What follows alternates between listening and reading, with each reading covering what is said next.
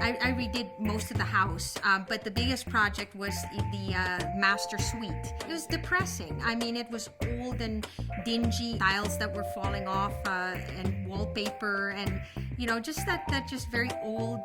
Just everything was very antique, I guess. And not in a good, not the good kind of antique. And I thought that it would be more of a challenge to have to explain to another person exactly how I wanted things. So I thought that it would be more of a hindrance, to be honest, than it would be a benefit. So I kind of decided to go at it on my own.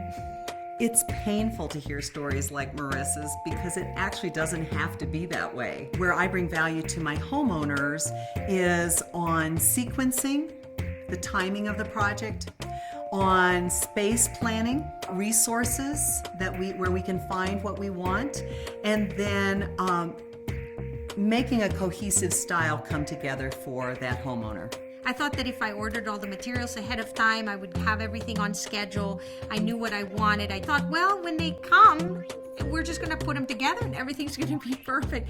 And I have to say, I can't think of one thing, and I honestly say there's one thing that worked perfectly. I think there are some stereotypes. I think that they believe that it's only for really wealthy people who maybe live in million-dollar homes. I think they get some impressions that we're divas and that we're going to force certain design decisions on them that maybe aren't in a style that they like or enjoy, or a color that they like or enjoy. I do a lot of work in AutoCAD. So for instance, when we're taking all of those dimensions of the existing space, then part of my role in the process is to rework that space and make it better than it was before. An architect has some of those skills. Architects are great on how to get the box, how to make it look kind of cool from the outside maybe. A lot of the architects, and even recently, they end up with a very kind of commercial feel to things.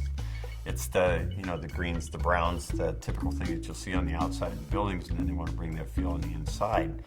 That doesn't always work for the clients. That's where somebody like Jean comes in. She has that ability to talk to these people to find out what feel they're looking for, and then can produce that feel. That's something I certainly can't do.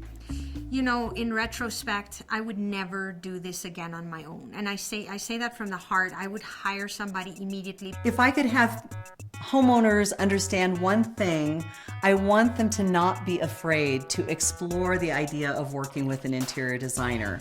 So I don't want them to be shy about calling me, asking questions to see if it might be something that could be of benefit to them.